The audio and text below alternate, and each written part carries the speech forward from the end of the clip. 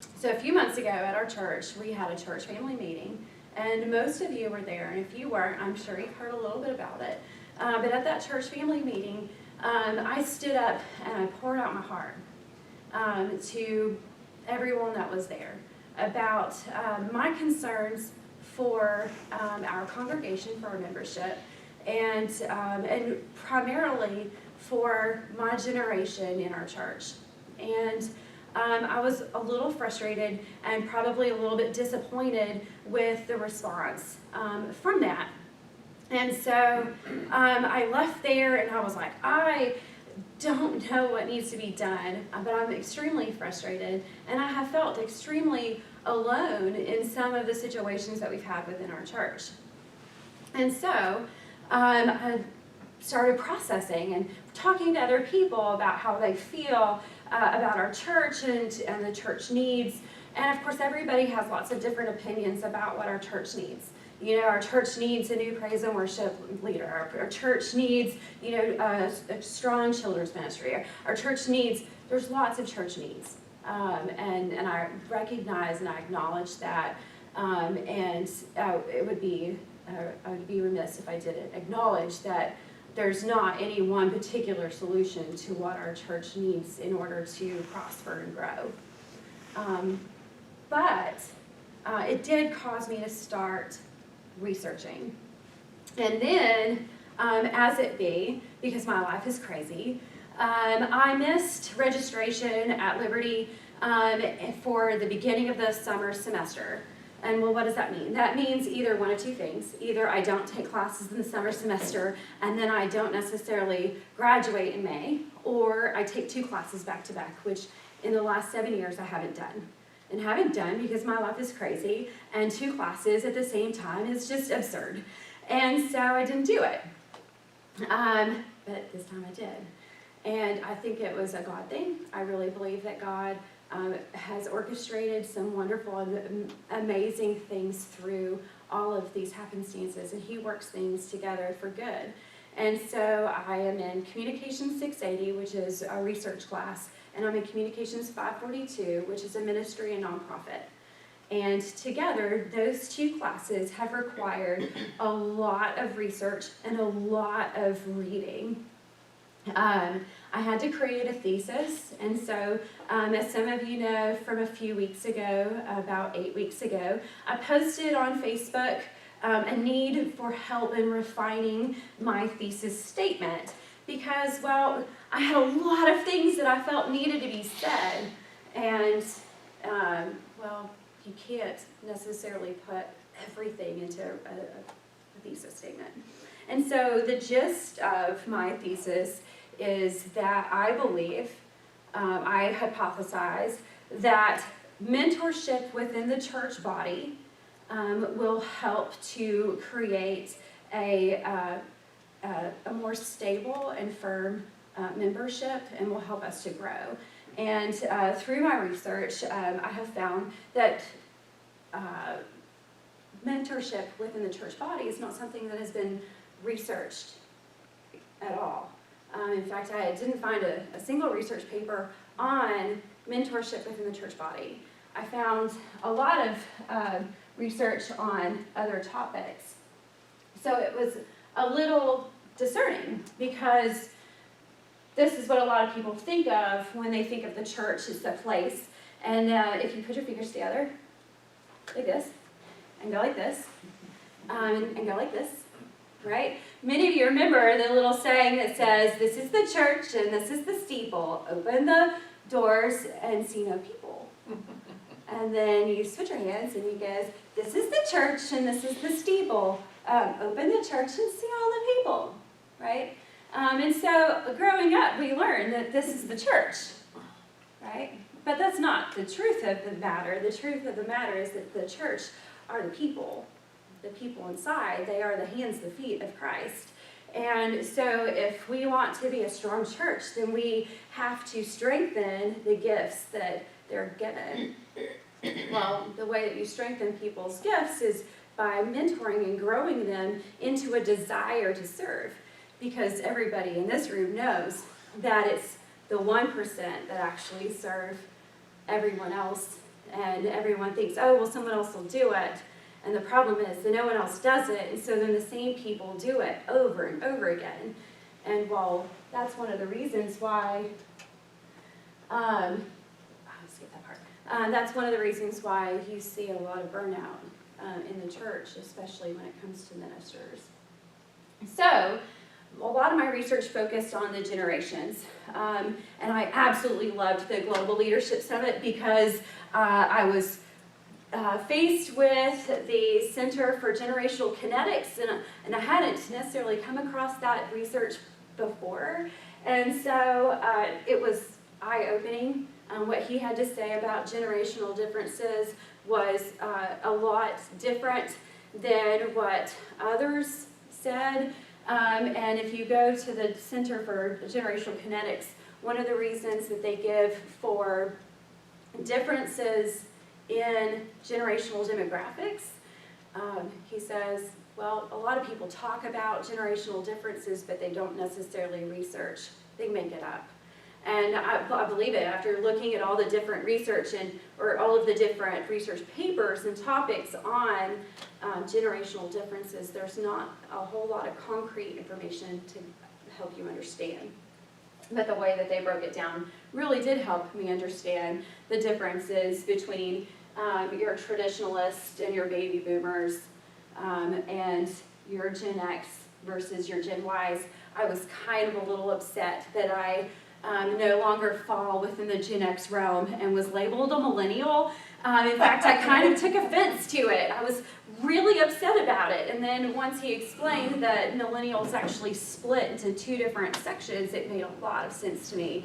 In that it's not about necessarily my responsibilities and my ability to take on and complete work and work hard, that it's more about the amount of technology that I had in my hands at the age that I had.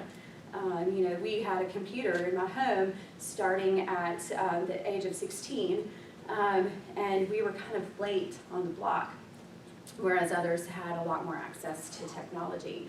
In my school, we had a computer lab, and that wasn't necessarily the case with many of you in the room. And so I do acknowledge that. One of the things about all of the generations right now is the fact that we're faced with a multitude of technology. We are the most connected, disconnected society because we're all plugged in all the time. And I've found myself saying it at work. I'm like, oh, you can text me, call me, email me, whatever. I am always available. And I am. And it's draining and exhausting to have to keep up with that. One of the problems is that you get hit with overload. Forbes explains that people get hit with somewhere between 4,000 and 10,000 ads a day. I'm just going to let that resonate. You think about as you're driving down the road, you see symbols on the back of cars. Those are advertisements. You've got brands and logos on your shirts. Those are advertisements. You are a walking billboard. It can be overwhelming. And so if you think about the fact that our Gen X and Gen Ys are currently holding the most economic power, but yet are being inundated by advertising, it makes you wonder, how do you, one, convince them to come to the church, and two, get plugged in, and three, shut off all of that so that they can really focus on what they're supposed to focus on, which is God. So like I said, they're extremely disconnected. In fact, everyone is feeling fractured. 90% of Gen X and Gen Ys have said that they needed some sort of counseling or spiritual mentoring in the last year. The Gen X generation has been dubbed by the American Psychological Association as the most mental health struck generation, because they're overwhelmed by technology and all of that's expected of them. The thing is, our children are actually going to be faced with even more of that because, well, it's absolutely natural for them to be plugged in all the time. And it's extremely hard to get them to unplug. Like even my 2-year-old, believes that Baby Shark is the way to the world. And I'll tell you, it's almost scary to watch her watch that phone, because there's absolutely nothing that can come between her. There's no talking to her, there's no anything, and so it's quite frightening, and it's one of the things we try to do is keep her away from that, but at the same time, it's there. So one of the best models for mentorship is Jesus. There's also great examples of Paul in his relationship with Timothy. I go to Paul a lot to talk about his relationship with Timothy, because that's what my dad would talk about a lot, is how you have to find Timothys to invest in. When my dad passed away in February, at his funeral, I got to meet 4 of his Timothys.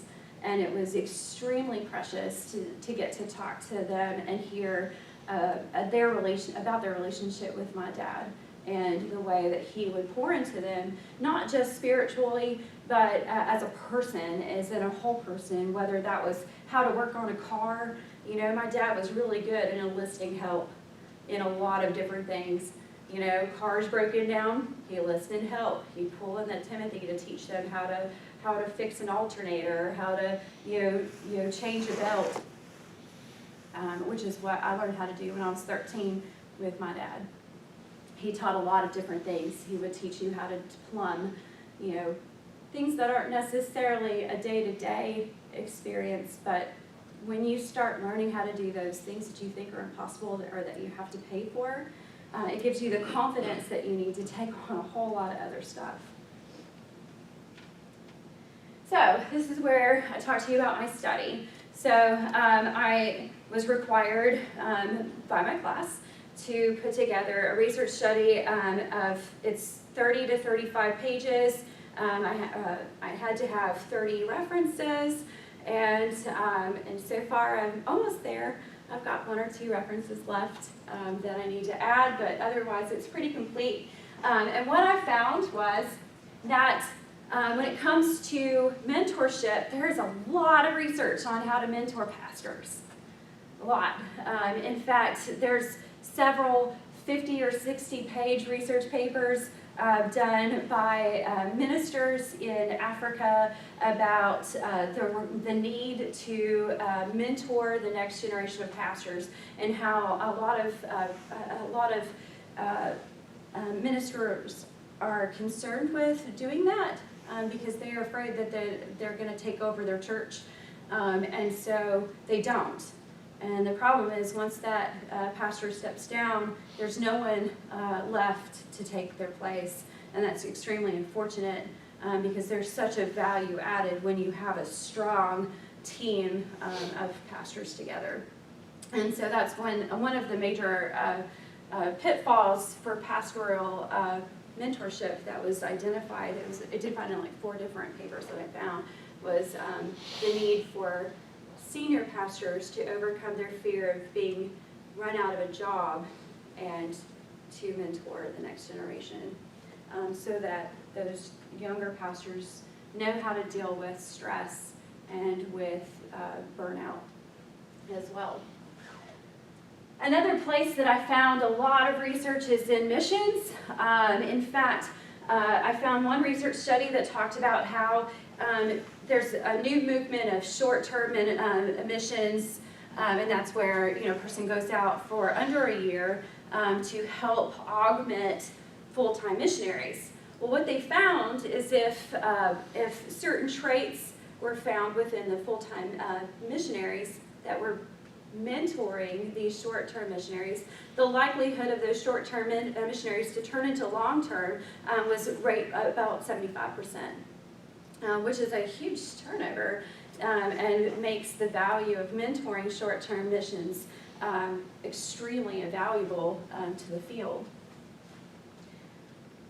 Teens. There is a lot of research about mentorship in teens, especially inner-city teens, and the fact that if you mentor a teen, starting in their preteens all the way through, they're less likely to go into drugs, they're less likely to commit acts of crime, they're less likely to get married at a young age, they're less likely to engage in sexual behaviors. if they have a mentor who is investing in them. Prison. Another solid one, and then again, just listening to the Global Leadership Summit and hearing what they had to say about prison ministry was incredible. I can't remember the guy's name that we heard from at the Oaks, and how he gave inmates the opportunity to not only learn job skills, but also to practice them within his company inside the jail, that they became prosperous and were able to leave and not come back. Another example is my dad. Again, I love my dad, and I talk to him about him a lot. He was a carpenter, and so he taught carpentry in a jail in Texas. And his students would learn roofing skills and other carpentry skills, and once they left, they would have a certificate that they could present to get them jobs for roofing. And one of the parts of that is mentorship. It has shown to be effective with the word just slipped my brain, with inmates coming back. Because the likelihood of them coming back to jail once they've entered the system is very high. And so mentorship is easy when they're in jail. You know, they can get mentored. The problem is finding mentors to mentor them after they've left the system, and that's very difficult. And then I go to what I know because, well, I love it. And it has shaped me a lot. It's the Marine Corps, and well, you know, they are considered the best fighting force in the world, and they know something about mentorship. It's a one-to-one process. Sometimes you'll have 3-to-1, depending on or 4-to-1, or 5-to-1, depending on your section or your platoon. But they very much acknowledge the fact that if you have a one-to-one relationship with an individual, you're more likely to see them grow and prosper whether they stay in the Marine Corps or they leave. And right now, what we're seeing with this extremely high suicide rates in veterans, you can see that there is a breakdown between what's going on inside the military and once they leave. And again, that's that mentorship, that's that cultivation and encouragement that is necessary. So, what I would like to do for my research project is to do a study using social media as the method. I've put together a research questionnaire that essentially will go out to the masses via social media, but it's based on SurveyMonkey, so it can actually be emailed out. It can be given out, presented out on paper. And it essentially asks people their mentorship experience, whether it was good, bad, or non-existent. If it was good, what made it good, and identifying certain traits. Because there's a lot of research about the different traits that, and the qualities that make a good mentor, but identifying it within the body is important so that you get very specific data. With this, there's a point to make out is that social media does not necessarily mean just Facebook, Twitter, or Instagram. It also means text message, email, pretty much any way that people can be social together. I had to make that point because my mom is not on social media, and so she was like, well, you wouldn't get me. And I was like, well, yes, we would, because media, social media is any media that's used to be social. And so that's important to note. And essentially the end state of all of that research is to understand and identify how we can begin growing men and women who are spiritually mature.